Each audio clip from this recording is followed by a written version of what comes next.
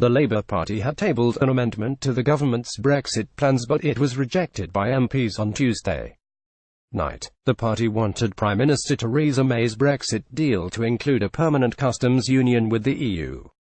The amendment also included a commitment to sticking with the single market. Read more. John McDonnell confirms Labour will push for second referendum after the results of the vote. Leader Jeremy Corbyn announced the party will seek other options as well as a second referendum, such as a general election. He said, "We will back a public vote in order to prevent a damaging Tory Brexit or a disastrous no-deal outcome. We will also continue to push for the other available options to prevent those outcomes, including a close economic relationship based on our credible alternative plan or a general election." Mr. Corbyn has previously been vocal about his reluctance in supporting another referendum, Brexit second referendum. Jeremy Corbyn is now backing a second referendum to prevent no-deal Brexit. Image Getty. Mr. Corbyn said the party will now back the Cooper-led amendment of a people's vote if Mrs May's Brexit deal if voted down by Parliament for a second time this month.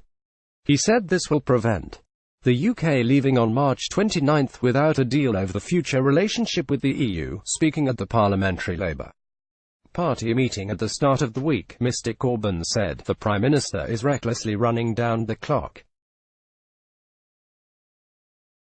in an attempt to force MPs to choose between her botched deal and a disastrous no-deal. We cannot and will not accept Brexit second referendum." Labour's amendments to the Brexit deal were rejected. Image Getty. But other members of the Labour Party have always backed a second referendum. Paul Williams, the MP for Stockton South, is among those pushing for a people's vote after Theresa May changed her mind about the Commons vote. He told Express.co.uk, "I was on the streets of Yarmouth and Thornaby this weekend.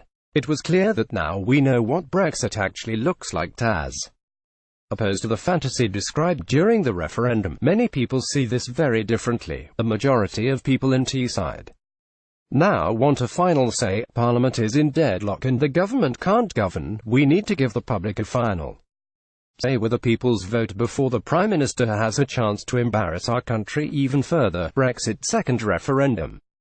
There is still uncertainty over the future of the UK and EU. Image Getty. Coral's odds on Britain's going to the polls by the end of the year are now 2/1. Coral's Harry Aikenhead said, "Labour backing a second referendum has had a profound impact on our odds, and the odds of another EU vote by the end of the year are now just 2/1. A no-deal Brexit is now at 4/1, a big drift from just 24 hours before, and there can no doubt that the opposition putting their name to calls for a second vote has mean the chances of the UK leaving with no deal are much less now, but Mrs May still believes her revised deal is the best option for the UK and is firmly against a second referendum." Her spokesman said, "There is a covenant of trust between the electorate and the government of the day, and the PM's firm belief is that it is the government's duty to act on clearly expressed wishes of the electorate, and, obviously, were that not to happen, that wouldn't be, and shouldn't be, without consequence."